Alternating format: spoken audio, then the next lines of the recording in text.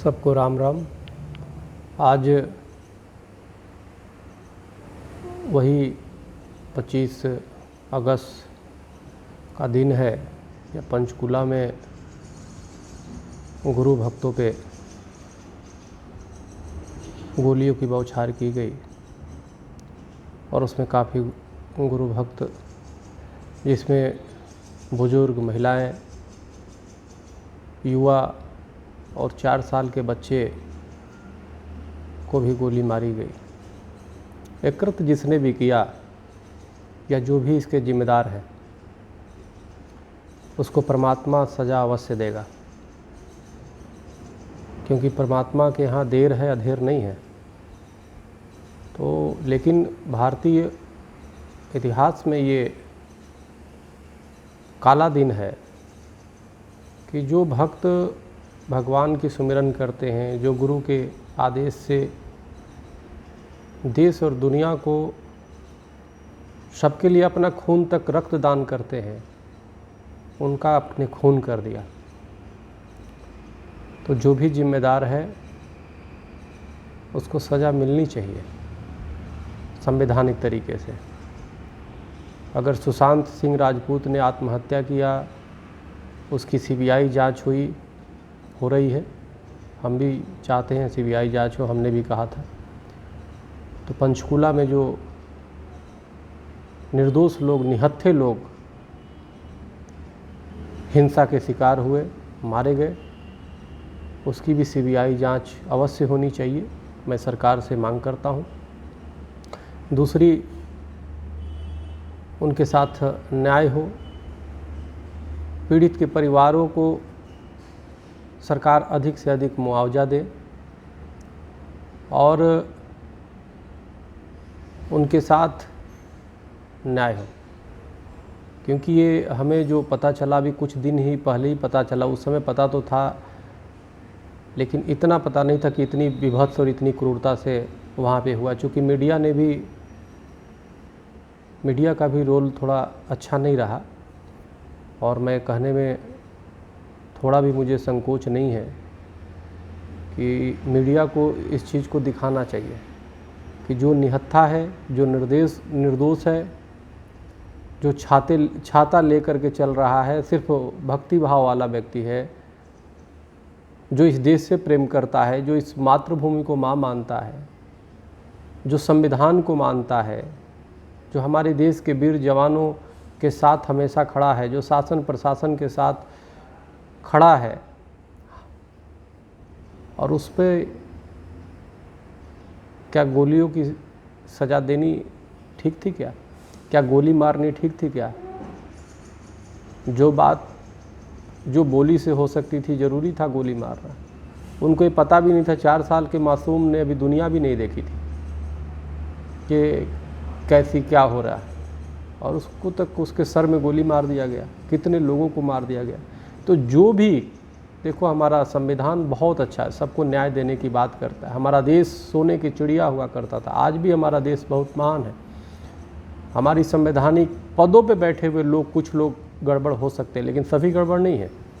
कुछ लोग भ्रष्ट और बेईमान हो सकते हैं लेकिन सभी भ्रष्ट बेईमान नहीं है। तभी ये देश चल रहा है, तभी हमारा पूरे विश्व में देश की अभी भी सरकार में कुछ लोग गलत हो सकते हैं लेकिन पूरी सरकार गलत नहीं होती। तो इसलिए जो भी जिम्मेदार है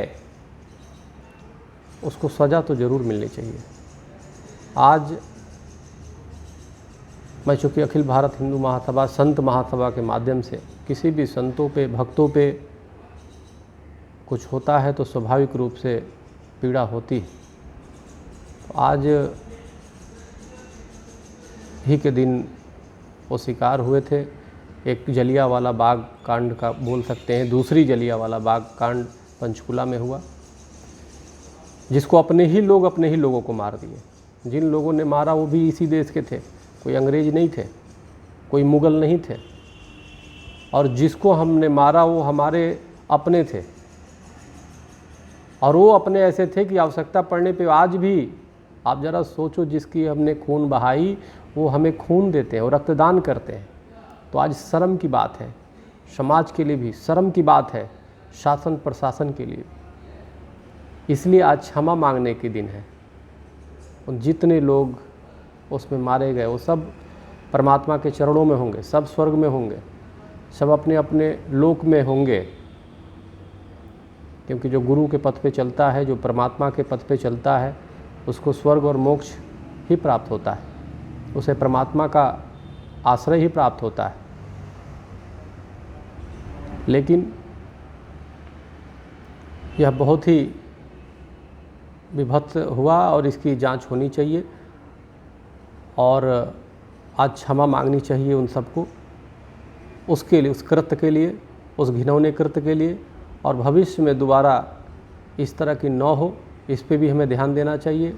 और उन सभी आत्माओं से हमें क्षमा मांगनी चाहिए, हर व्यक्ति को क्षमा मांगनी चाहिए कि उनके साथ शासन प्रशासन को क्षमा मांगना चाहिए।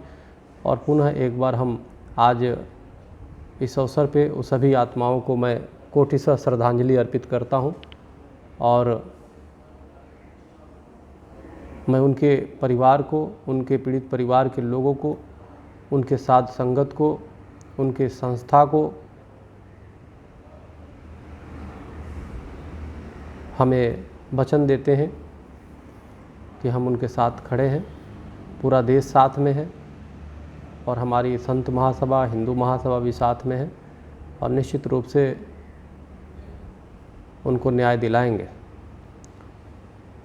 तो आज ज़्यादा मन को पीड़ा है, दुख है। हमें जैसे ही वो हुआ, और मीडिया से भी हम कहेंगे, मीडिया जो पीड़ित है उस चीज़ को दिखाना चाहिए, उसके हक में आवाज़ उठानी चाहिए। हमारा संविधान का नियम है कि 99 अपराधी छूट जाए, एक बेकसूर को सज़ा ना हो, लेकिन अभी वर्तमान समय थोड़ा उल्टा चल रहा है। इसमें 99 अपराधी छूट जा रहे हैं और बेकसूर को ही सज़ा हो रही है। तो ये ठीक बात नहीं है। तो इसमें निश्चित रूप से हम सब एक आवाज़ देंगे तो उसमें काम होगा। अगर आवश्यकता पड़ी तो मैं संतों के लिए भी और भक्तों के लिए भी, ये चूँकि जनहित का मामला है, हम कानूनी रूप से भी लड़ेंगे और इसके पहले सरकार से भी हम बात करेंगे और निश्चित रूप से न्याय मिलेगा।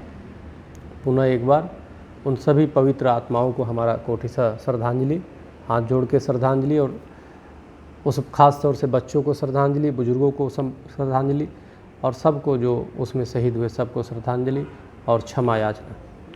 बहुत बहुत धन्यवाद। ओम शांति, ओम शांति, ओम शांति।